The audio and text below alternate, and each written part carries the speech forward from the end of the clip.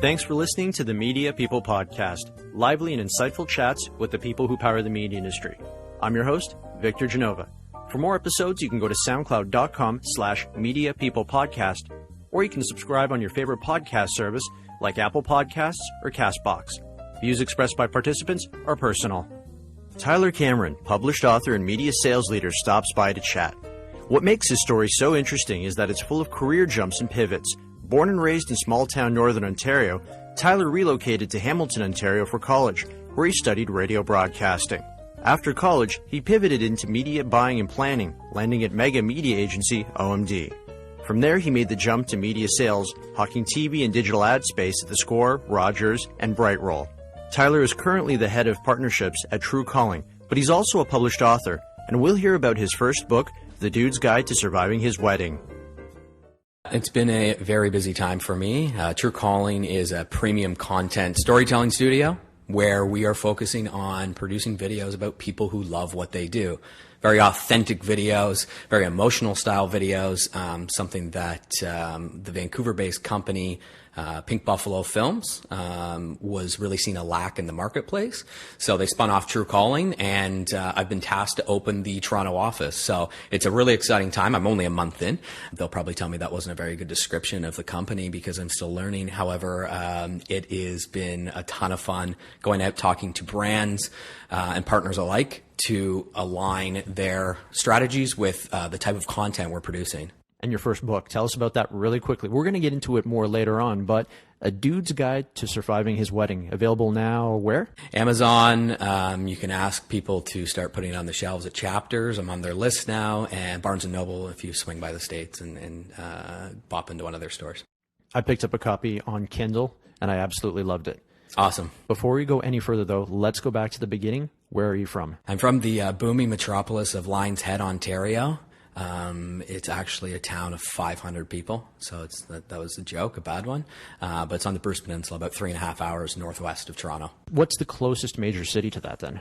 Major city, Guelph, I guess, but Owen Sound, if people know Owen Sound, I kind of go down the line. Owen Sound, Wyerton, people know Wyerton because of Wyerton Willie. Wyerton Willie. I was born in Wyerton, and then, born and raised in Lions Head. And then if you go further, it's Tobermory, which everybody goes to camp.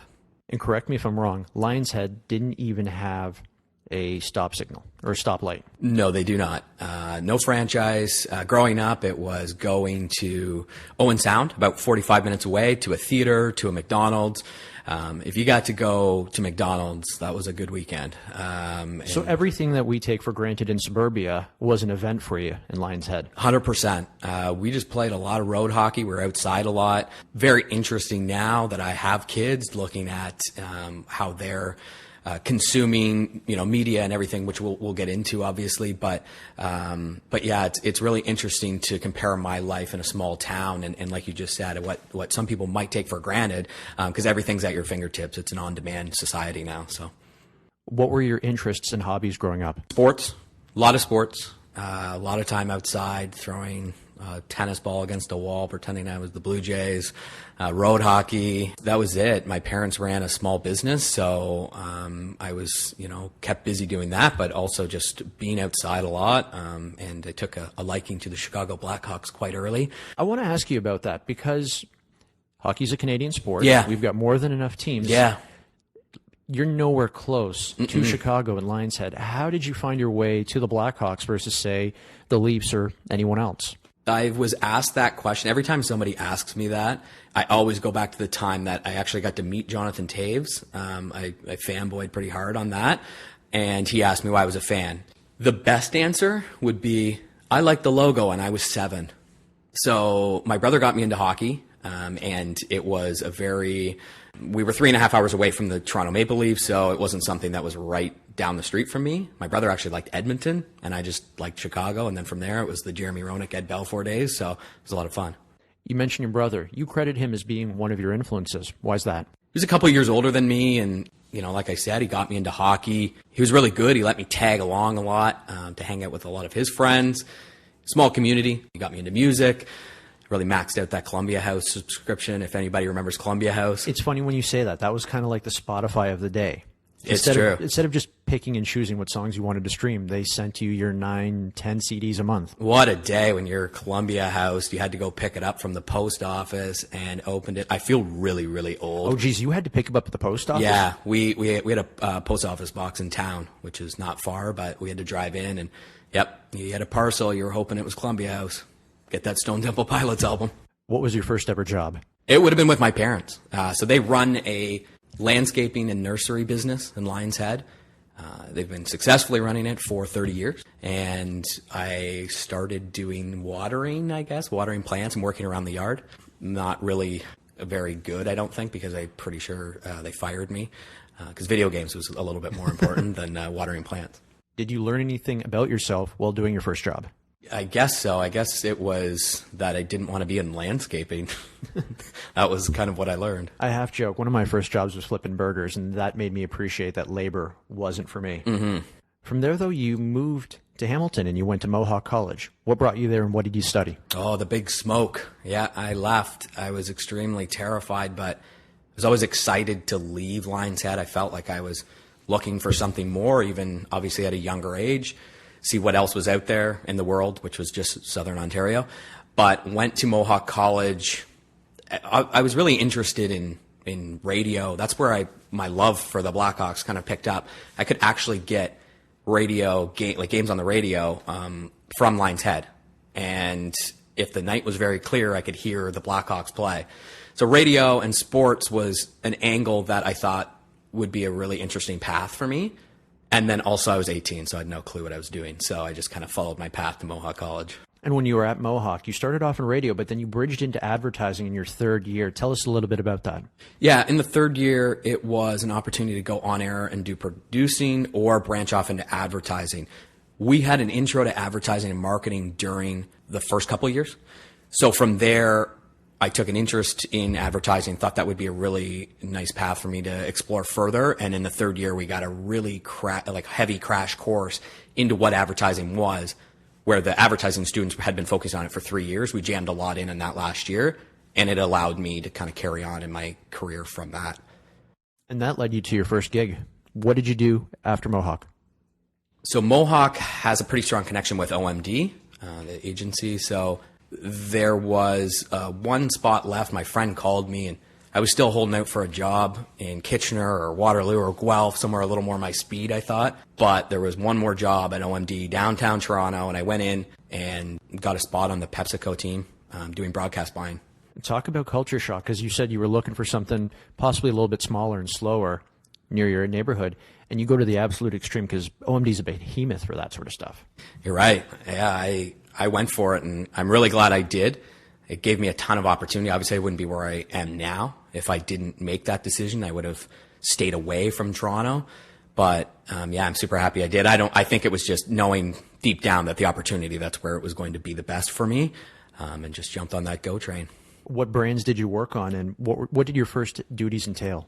So I was doing primarily Pepsi, but we also had Canadian Blood Services as well as HMV. Don't worry, that was not my fault. But Pepsi is a beast, obviously. It was very interesting because of the amount of brands. I mean, even at 20-some years old, when I started, I didn't know what all fell under that umbrella. And you start learning all the brands in the advertising world. And PepsiCo is also Tropicana and Quaker and Gatorade. Yep. So it was very interesting because you got to wear a lot of hats as you put yourself into different brands. You know, Tropicana is more women focused and Gatorade more sports and males. So it was very, very cool to look through invoices because that's what I was doing, but a lot of admin work to start, but I quickly was able to jump on the buying side of things and started my first market buying Newfoundland, and then from there bought national campaigns. Hey, I was the coordinator when you were buying national. It was true. That's where bring home the Stanley Cup. Remember that? Yeah. Gatorade and PepsiCo. Yep, 100%. That's where our friendship flourished. You guys bought all that stuff, and I was the one literally on the back end making sure everything ran correctly, the invoices were done properly. Because if you didn't have the right code, oh my God, that would hold up billing for 3 to 6 months. Yeah, you gave us some good make goods. Thank you for that. No worries. You're welcome. You spent 3 years at OMD. How did the industry and your duties change from the time you started to the time just before you left? Yeah, it was very interesting. Obviously, it was all very new to me. I guess what was the biggest change when I came in and is extremely interesting now would be the rise of specialty TV, where I know you were working for CBC actually at the time, and conventional ruled all. Yep. And that's where all the numbers were. But even like it was there, the Food Networks and HGTVs in space, and the numbers weren't as big, but it started that shift from client saying we want to target people and start getting them a little more engaged in those categories versus just buying traditional conventional TV all the time. So there was a big rise in that, and there was a big shift from PepsiCo at the time where we had to do our splits just kept getting bigger and bigger, conventional versus specialty, which is really interesting to think now, where everything, like I just said, was it's an on-demand society. So it's, Netflix and everything. You can watch whatever you want, and YouTube or anything streamed. So it's very interesting now to see that that's what we were dealing with 10 years ago, but now it's, obviously evolved a lot. Well, what you said about specialty is quite interesting, because they were picking stations that were specific to tastes and interests and genres. They were really forecasting the internet. Because, being a digital rep, that's the way it goes. People are like, we're looking for food sites. We're looking for sports sites. What brought you to TheScore? Come on, it's TheScore. I grew up with TheScore. I interned at TheScore, so I've got a soft spot for them as well. Absolutely. So I grew up watching Cabby and Tim and Sid and Greg Sansoni. I would have that on loop at my house in Lion's Head when we finally got satellite TV and ditched the rabbit ears. An opportunity to work at TheScore, who were the scrappy underdogs with the TSN and Sportsnets of the world, was amazing. It kind of went back to my small town roots, where it was a family run business, but it was a family oriented culture, where I was able to get in there at 23 years old, be a national broadcast rep, and able to grow my sales career from there. Talk about making the jump to sales. Did you put a lot of thought into it? Do any due diligence? I knew I wanted to get into sales, and there was no better place for me than TheScore. Going from an agency to a place like TheScore, where I dreamed of going eventually, I didn't think it would happen that quick. I honestly didn't think twice. So I made that jump. I guess one of the biggest things that stuck with me right away, I thought I'd just call my friends and they'd just give me a bunch of money in sales, and they were dodging my calls. It was weird. It's not like that at all. It was strange, yeah. It's a bit of a cold shower, isn't it? It is. And you grow very thick skin right away. So I think that's what makes the difference between someone who comes from agency side to the sales side, is they grow that thick skin, and they understand that they've got to stick at it a little bit before it comes back. You can't just activate your network and have it work in reverse. Absolutely. And I think the benefit of coming from OMD as well was I knew what I wanted in a really good rep. So I tried to pride myself on that. Let me guess. They gave you OMD, though, when you came over to TheScore? 100%. That's the way the strategy usually plays out. When you started at TheScore, were you doing television and digital, just television? What did you touch? I was just doing broadcast, OMD, like you said. So it was great to get into a company that I was familiar with and all the brands, working with corporate deals and helping maintain those. And then as TheScore went on, it was extremely interesting to see how the digital side grew with the website, which was going to be the next big thing at TheScore, but mobile was kind of chugging along in that background. And it was a bit of a skunkworks project off the start. But as we started to get into it, we realized we had something special. And I was able to see that from a development side. So I started to trend a little bit more into digital with broadcast. Not that I was bored, but I'm constantly looking for self-progression. So as I had done a lot in broadcast and had been 7 or 8 years in the broadcast side of things, I took a liking to learning as much digital as I could. So I was helping one of the digital guys out, even doing IOs, which is extremely admin. And I was a senior rep at the time, but how are you going to learn? So I was able to jump in and learn the lingo and the dimensions and how to traffic digital versus what I was doing on the broadcast side. You just mentioned that you guys were onto something special there. Someone else had your eye on that something special as well. You were there. You got the call one day that Rogers was buying TheScore. Take us through that. Yeah, we knew something was up. I remember asking in my first interview 5.5 years before the sale happened if we were for sale and if I should worry about that. And the answer was, we're always for sale. And it could happen, especially in this media landscape where consolidation is happening more and more. Being an independent station for as long as they were was really impressive. Independent in sports, not only that. True. And it was becoming apparent that, you'd look no further than the Rogers $4.5 billion NHL deal. TheScore didn't have that. The rights game was becoming way too difficult for them to compete. So obviously with digital and the mobile app taking off, that was going to be the future of the company. So I believe it was a Saturday that we got an email that basically said the company's been sold to Rogers. You will get a follow-up email whether you're going to Rogers or you're staying at TheScore. I kind of knew where I fit, even though I was trending into digital. I was primarily broadcast, and I knew I was going to go up to Rogers. I was actually golfing that day with one of the guys from TheScore, and we were pretty rattled, but I think I golfed really well. What was the difference between, say, selling the new rebranded Sportsnet 360 and working at Rogers than, say, doing it at TheScore and selling essentially the same channel? I thought it was going to be the year of Ty. I was starting to trend into digital. When I went up to Rogers, it was, my history was primarily in broadcast, and knowing the TheScore brand and following that transition to Sportsnet 360, I was put back in that role. There wasn't much of a change. The programming was pretty much the same. I will preface it, I was only up there for about 6 months. So a lot of it was the same when I was still there. But coming from TheScore, family-run, smaller, independent sports company to Rogers, it was obviously a lot different from a cultural perspective because it was just obviously a larger corporation. From there, you went digital, but you didn't just go digital. You went full digital when programmatic video was starting to take off. Tell us about your time at Brightroll. Yeah, I went for it. So Brightroll was very exciting to me. I was really looking for that culture, obviously, and the opportunity to almost rebrand myself in the digital space. I had some really good contacts, but I wanted to continue to grow my network as well as learn as much as I could in programmatic as well as obviously digital video. So Brightroll appealed to me. Startup vibe from San Francisco. There was 6 employees when I started in Toronto. So it was that small team that I was looking for, and I learned a ton. So from that, I was able to lean on people that I worked with, and they were able to introduce me to a bunch of people as well. And it was a pivot in my career, but one that I was really excited for to take on that next challenge. You mentioned a pivot. What did you do to prepare yourself for that pivot? Watched as many videos as I could and read as many articles as I could. That's the best way to do it. Honestly, there's so much at your fingertips in terms of resources, and talking to people that I knew already in the digital space. Is this a good move? Is this something that, people would want, clients are growing with? And I was able to lean on my outside network before I got into Brightroll. So that's how I prepared myself. But then after Brightroll, we'll call this part of your life homecoming. Mm-hmm. You end up going back to TheScore, which was the new version of TheScore, but a lot of things about it were the same. What brought you back there? I like to say that I slid home, sports pun intended.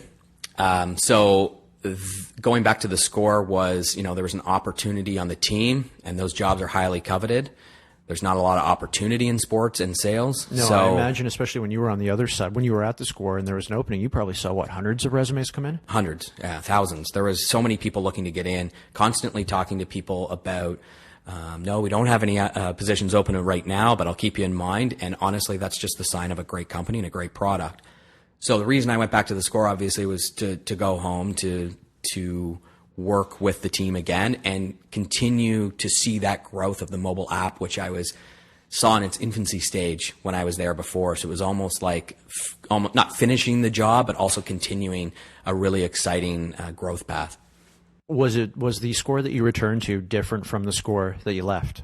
Yeah, we weren't able to lean on the TV side of things anymore, where I wouldn't say it was used as a crutch, but obviously with traditional broadcast and traditional media, it was an area where people were still spending a lot of money. And being a mobile-first company, to convince someone to spend a large portion of their media dollars with a mobile-first company was not easy all the time. So a lot of the people were the same. The sell was a little different, but we still had an amazing product, and it's still an amazing product. So it was great to go back and also see the development of emerging platforms. I mean, creating a chatbot, working, investigating in AI and Beacon. So it was very cool to kind of see that digital progression from the team, which was obviously a little different than when I left years ago. What brought you to True Calling? With True Calling, what really appealed to me was just shooting videos with real life people who have really engaging and emotional stories, that something I could resonate with from a small town. I liked the authenticity of it all and the whole concept. I think the world is not the best place right now. There is a ton of negativity, and to be able to put these videos out to the world with people who love what they do and are loving getting up in the morning has been really inspiring, that sounds all very mushy, but it's speaks to me as a person and something that, I was really excited to get on board with. And also the opportunity to launch a market. for me, being able to come in and see how everyone has received it in Toronto, it's been amazing. But it also speaks to my creative side too. With the book and the writing, I wanted to be a little more creative and get into that brand partnerships role. Even going back to your early days in radio, because your first 2 years at Mohawk, you were learning how to storytell. Exactly. I always said when I was younger, much, much younger than I am now, that people would say, what do you want to do when you grow up? And I'm like, I'm just going to tell stories. And it was a joke at the time. And it's really funny that that's what I'm doing now. And I'm doing the writing part of my life and now telling stories. And that's all we do at True Calling. We're selling stories.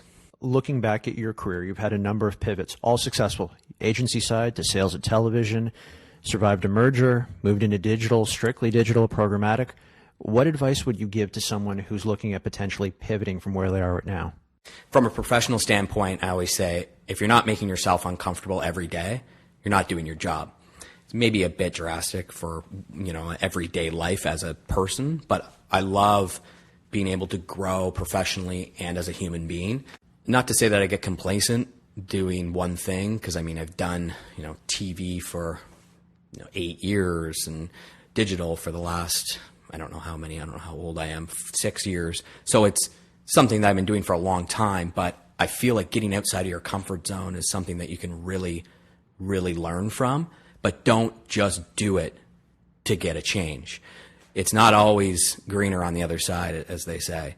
So it's very interesting. If you're going to make that move, make it a genuine move and make sure you put a lot of thought into it. I didn't jump into telling stories and wanting to go into content just because I wanted to get out of mobile and sports, because who wants to leave sports when you're a huge sports fan?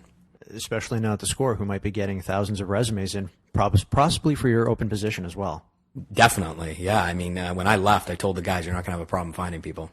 Speaking of storytelling, you're telling a story to everyone right now. You just published your first book, A Dude's Guide to Surviving His Wedding. Why is it called A Dude's Guide to Surviving His Wedding and not A Dude's Guide to Planning His Wedding? I wanted to go through every step, even the aftermath. So it's not just the planning part. I wanted to do a 360 look on, even before you're planning, how do you pick the ring? How do you propose? How do you do that from a guy's perspective? And just, in a way that I wrote it, it was leaning on a few experts, leaning on some real life people, and using my own experience, which I found out that I have a ton, apparently. People ask me why I'm writing a dude's book to weddings. And one of the reasons were when I was getting married in 2014, there weren't a lot of resources for guys. There were blogs and books and conventions all geared towards females and the bride. But guys were kind of just on the sidelines, which some of them are very much happy with, but others aren't. And those conventions and those magazines and everything you spoke about, they don't give sound financial advice like you do in the book. It's all about making it bigger, better, and they don't say it explicitly, but much more expensive. Yeah, I keep it real in the book. You're going to spend some money, but I also show you how to cut some corners. Leaning on someone, an expert from CIBC, how to actually work with a real budget and keep it in line is something that obviously is difficult, but it's something that you have to be cognizant of if you're not getting the whole wedding paid for from a family member or your future in-law. So there's a lot of good tips there, and I was able to work in some really, really exciting experts. But like I said, I've been to about 50 weddings. I've been 8 wedding parties. I was 3 best men in under a year, 2 MCs. I used to DJ weddings, so there was about 25 weddings there. My wife used to work in the wedding space, so I had tons of context to draw from, and it was super fun to write and pretty smart-assy, but also educational. What did she say when she saw the title? Was she like, Tyler, it wasn't that bad? She was on board. She was definitely on board. People spend a lot of money on weddings, so they need a lot of advice. That's true. So when you published the book, did you get a book deal? Did you do this independently? How did you go about that? And at least get the idea off the ground and take it to reality. So it took longer than people probably want to hear if they're interested in writing a book. From concept to being published, it was probably about 5 years. But the majority of the writing was not done until I actually struck a deal with a self-publishing company, Tellwell, which is based out of Victoria, BC. Self-publishing was the way to go for me. I wanted it all in my hands, and plus, who's going to pick up an author? I've got a day job and 2 kids. I don't have time to go out and pitch publishing companies on somebody who's never wrote a book before. So for me, that was the way to do it. And self-publishing's growing massively right now. A lot of big name authors are self-publishing, so it's not looked upon as lesser than getting a book publishing deal. So because you were self-published, you didn't have an editor saying, Tyler, you need to change this about the narrative or the story or anything like that. It was all in your own hands. Those are your words. 100%. They edited my poorly written book that I originally put to them, and they were helping me along the way and fine tune it and polish it. But in terms of writing the book and having full creative control, that was all me. So they played punctuation police then? 100%. And I need a lot of it. Okay, so that's book number 1. Where do we go from there? Yeah, I'm hoping this is a bit of a launching pad for a side writing gig where, to be honest, it's always been something that I've been passionate about. The natural next book will be A Dude's Guide to Surviving Kids. So that will be coming out hopefully within the next 5 years, a little shorter than how long it took me to write this. But and how old are your daughters? 3 and 4 months. Because you might have a number of different versions of this. Are you going to do kids? Or are you going to do preschoolers, kids, teens, young adults? How to survive all of them at different stages of life? I'm just doing kids. Just overall, raising kids is way harder than any job I've ever had. If anyone listening wants to pick up the book, where can they get A Dude's Guide to Surviving His Wedding? So all my information is on my website, tylercameron.com, but also available on Amazon, Indigo, and Barnes & Noble. If you could go back in time and give your younger self any advice, what would it be? Now that I have 2 daughters, be nicer to your parents. That's straight up just... You kind of reflect back and go, oh I might have been a God. pain in the ass. 100% I was. My signature closing question. If you weren't in media, what do you think you'd be doing and why? That's a great question. Obviously the writing side, but I'm going to take that out. Something in sports.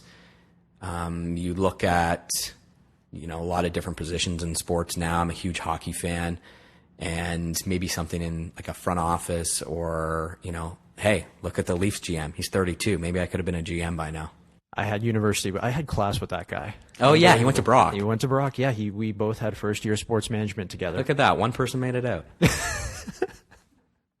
He's managing the Leafs, and I got a podcast. There you go. Tyler, this has been fantastic. Thank you so much for your time. Awesome. Thanks a lot for having me.